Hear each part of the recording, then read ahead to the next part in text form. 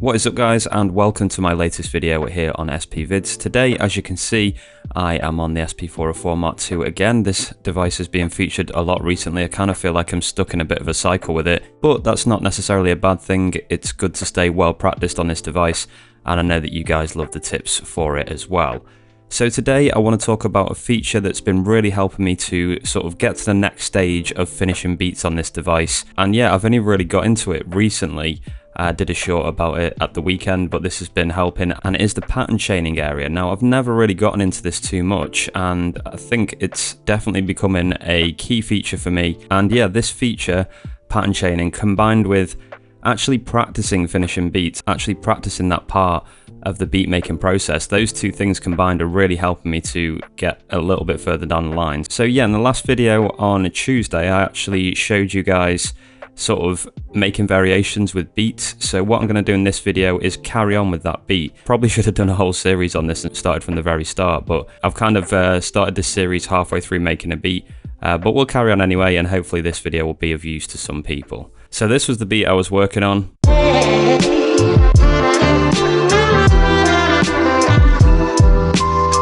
Okay, hope you remember that one. If you don't, I'll link to the previous video so you can go and check that out if you want.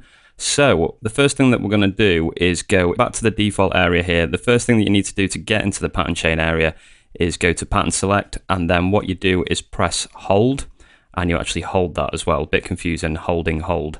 And you can see here you get the option of 16 pattern chains. That's per project, so you can have up to 16 per project basically. We're going to go to 1, and now we're presented with this grid. It's a completely blank grid. It gives you 16 slots as well.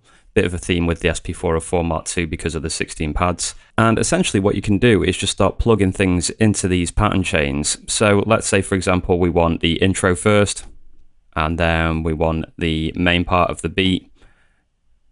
Maybe we want that again, and then a variation. You can just start plugging whatever you want in, and you can have up to 16 different patterns per chain.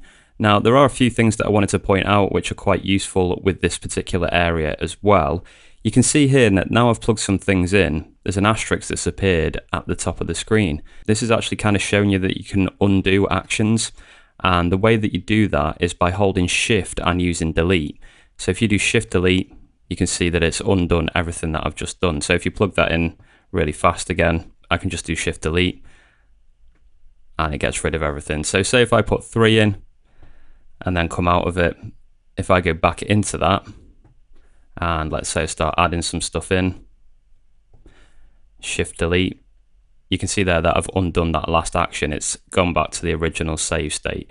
So another thing to note as well, when you're in the pattern chain and you start adding things in like this, once you press exit and come out of it, if you want to start doing something else, say changing the beat or whatever, you know, adding some effects, resampling, etc., once you go back in there, it's automatically saved. So you don't need to save it.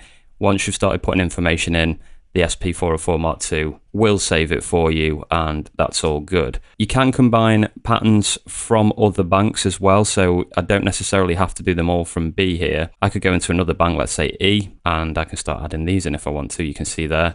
So I can kind of jump between different banks if I want to, which is really useful. We'll just do shift delete on that because I don't want those E ones in there. There we go. And we'll go back to B as well. You can use the cursor to move around. You should be able to see it just underlining things, and then you can click that specific pattern if you want to. Now, this means you can delete them, or another thing it's useful for is if you want to listen to that specific pattern over and over again. You can see here at the bottom we've got repeat all, but I'm going to hit remain, and you can change it to current. So that means it will just play the one that I've highlighted, in this case B10, as you can see.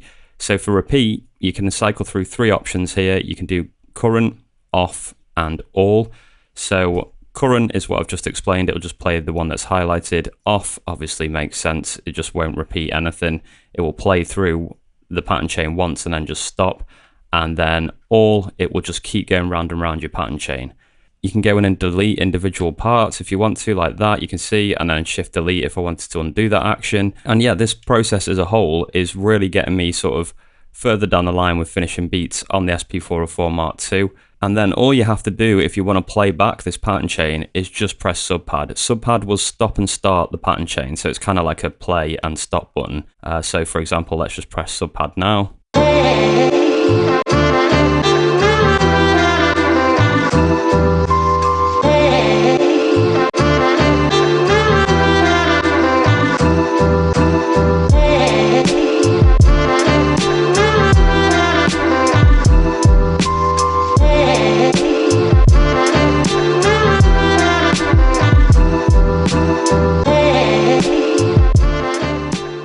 So one last thing that I want to show you guys is that you can actually take these pattern chains and you can convert them down to a single file, and that can be exported onto your SD card, and then you have the final beat. So I have actually seen comments recently saying it's not possible to make full beats on the SP404-MK2.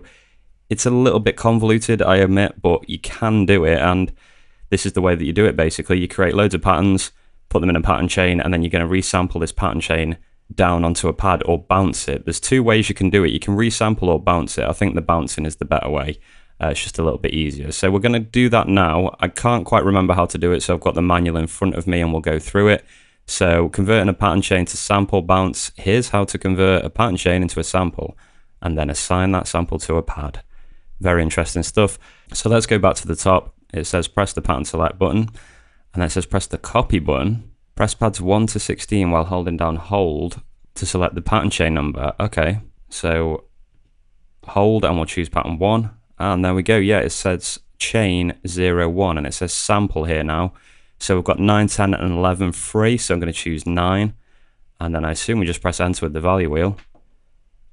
And there we go. Yeah, it's doing its magic. It's bouncing that whole chain down to a single pad here to A9. A few moments later.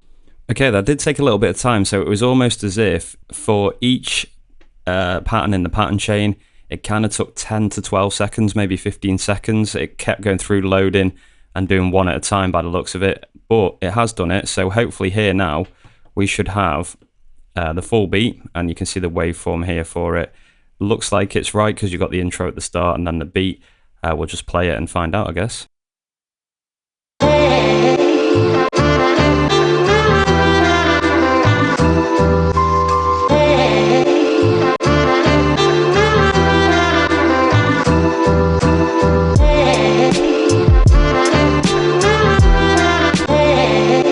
And there we go, that beat is now on a single pad, and we can just go ahead and do shift, import, export.